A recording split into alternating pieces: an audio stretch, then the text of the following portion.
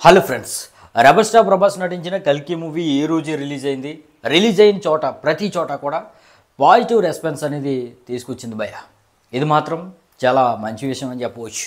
ఎందుకంటే ఇలాంటి భారీ బడ్జెట్ సినిమాలు, ఇలాంటి మైథలాజికల్ టచ్ ఉన్న సినిమాలు, ఇలాంటి మన హిస్టరీని రిపీట్ చేసే సినిమాలు గనక బ్లాక్ బస్టర్ అయితే మరికొంతమంది ఇటువంటి సినిమాలు తీస్తారు, ఆదర్శంగా ఉంటాయన్నమాట. ఇక ఈ మూవీ ఎంత బ్లాక్ బస్టర్ అవటానికి, ఎంత అద్భుతంగా ఆడటానికి, జనాలకి ఎంత నచ్చటానికి గల కారణాలు చాలా ఉన్నాయి భయ్య. వాటిలో 10 అద్భుతమైన కారణాలు ఏంటో నేను చెప్తాను. 10+ పాయింట్స్ అనమాట.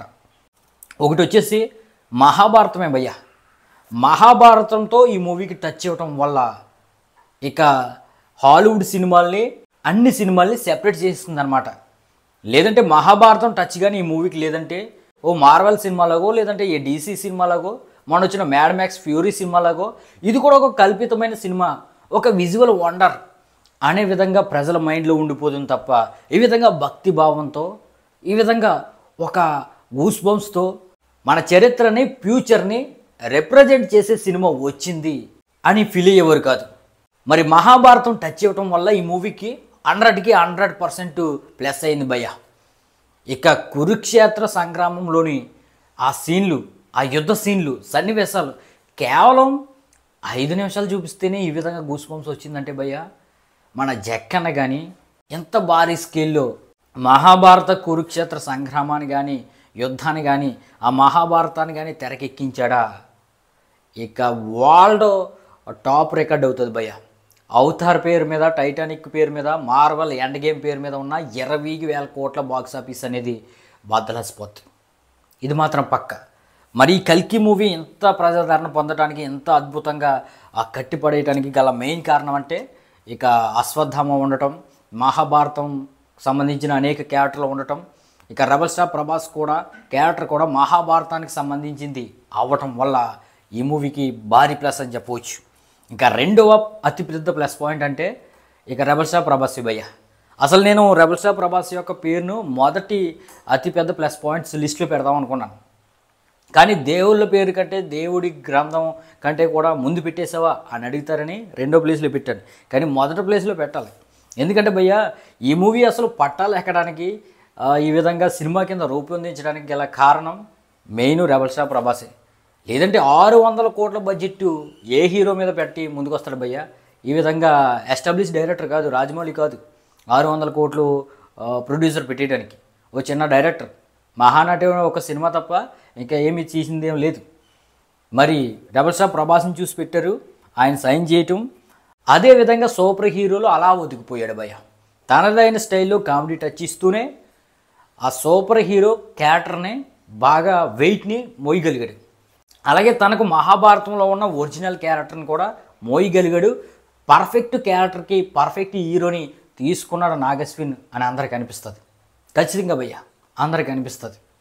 ఇక థర్డ్ ప్లస్ పాయింట్ వచ్చేసి కాస్ట్ భయ్య. తారాగణం అన్నమాట. అమితాబ్ బచ్చన్ గారు, కమల్ హాసన్ గారు, దీపికా పదుకొనే, వీరు ముగ్గురు కూడా ప్రభాస్ తర్వాత అంతే యాప్ట్గా ఆ క్యారెక్టర్కి సరిపోయారు భయ్య. ఒకనొక దశలో అశ్వత్థామ చిరంజీవి కాబట్టి 6,000 సంవత్సరాల నుండి బ్రతికున్నాడు, మహాభారతం క్యారెక్టర్ కాబట్టి ఈయనే హై ఇస్తూ ఉంటాడు. లాస్ట్లో అయితే రెబల్ స్టార్ ప్రభాస్ హై అవుతాడు, అమితాబ్ బచ్చన్ని అందరినీ డామినేట్ చేసేస్తాడు. కానీ సినిమా ఆద్యంతం మాత్రం అమితాబ్ బచ్చన్ క్యారెక్టర్ డామినేషన్గా కనిపిస్తుంది. అలాగే కమల్ హాసన్ గారికి పని కట్టుకుని ఇటువంటి రోల్స్ వెళ్తాయి భయ్య. అతను అర్హుడు అనుకుంటుందేమో మరి ఈ కథలో. ఎందుకంటే పర్ఫెక్ట్ చాయిస్ అనమాట. ఆయన చాలా బాగా సెట్ అయింది దానికి ఆ క్యారెక్టర్. ఇక దీపికా పదుకొనే కూడా తన సెటిల్డ్ యాక్టింగ్తో హాలీవుడ్ రేంజ్లో కనిపిస్తుంది, హాలీవుడ్ హీరోయిన్స్లా కనిపిస్తుంది. చాలా బాగా యాక్ట్ చేసింది. మంచి కాస్ట్ని తీసుకున్నాడు మన నాగశ్విన్. ఇక 4th ప్లస్ పాయింట్ అంటే క్యామియోస్ ఉండటం భయ్య. మనకు తెలిసిన డైరెక్టర్లు, నటులు, హీరోలు, హీరోయిన్లు వీళ్ళందరూ క్యామియోస్ ఇవ్వటం, ఆ క్యామియోస్ ఉన్నంతసేపు మనకి చాలా హై ఇస్తుంది, ఇక గూస్ బంప్స్ తెప్పిస్తుంది. అది చాలా ప్లస్ పాయింట్. ఇక వరల్డ్ బిల్డింగు చాలా అద్భుతంగా ఉంది భయ్య. వరల్డ్ బిల్డింగ్ అంటే చాలా భారీ స్కేల్లో తీశారనమాట ఈ సినిమాని. 600 కోట్ల సినిమాలా కూడా అనిపించదు భయ్య. హాలీవుడ్కి ఈక్వల్గా అనిపిస్తుంది. వాళ్ళు చాలా 2,000 కోట్లు 3,000 కోట్లు పెట్టి తీస్తారు సినిమాలు. అంత ఈక్వల్గా అనిపిస్తుంది. 6,000 కోట్ల సినిమాలాగా అయితే నాకు అనిపించలేదు. కనీసం 1000 కోట్లు పెట్టి ఉంటారా ఈ విజువల్ తీయడానికి, ఈ విజువల్ రాబట్టడానికి అనిపించింది. అంత అద్భుతంగా వరల్డ్ బిల్డింగ్ అనేది చేశారు భయ్య. ఆ వరల్డ్ బిల్డింగ్ కానీ, ఆ విజువల్స్ కానీ, ఆ సినిమాటోగ్రఫీ కానీ, ఆ కెమెరా వర్క్ కానీ అన్నీ కూడా టాప్ నాచ్. ఇక ఈక్వల్ టు హాలీవుడ్ అంతే. ఇక ఇన్స్పైర్ అవ్వడం భయ్య, హాలీవుడ్ సినిమాల నుండి ఇన్స్పైర్ అవ్వడం కూడా ఈ మూవీకి పెద్ద ప్లస్ పాయింట్ అని చెప్పవచ్చు.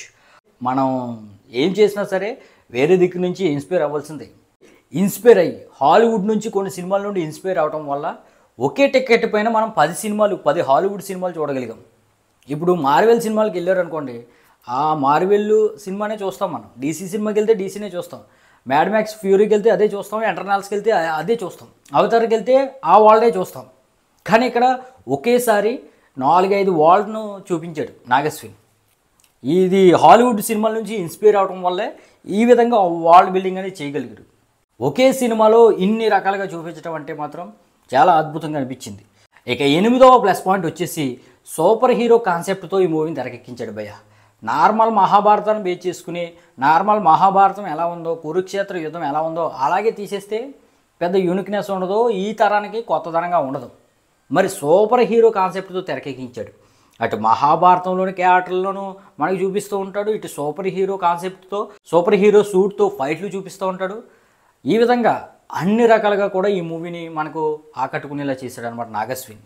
ఇక 9th ప్లస్ పాయింట్ వచ్చేసి ట్విస్ట్లు భయ్య, ఒక ట్విస్టుకు మించి ఒక ట్విస్టులు మాత్రం దిమ్మ తిరిగిపోద్ది అనమాట.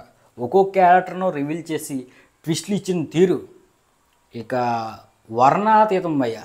చెప్తే మీకు స్పాయిలర్ అవుతుందని చెప్పట్లేదు, ట్విస్టులు మాత్రం ఈ మూవీకి మేజర్ ప్లస్ పాయింట్ అని చెప్పవచ్చు. ఇక 10th ప్లస్ పాయింట్ వచ్చేసి మరొకసారి రెబల్ స్టార్ ప్రభాస్ యొక్క క్యారెక్టర్ రివీలింగ్ భయ్య.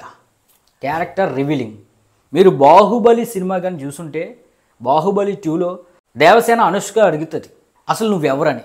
అప్పుడు కట్టప్ప ఎలివేషన్ ఇస్తూ మాయిస్మతికే మహారాజు ఈ బాహుబలి అనే విధంగా ఎలివేషన్ ఇస్తారు భయ్య.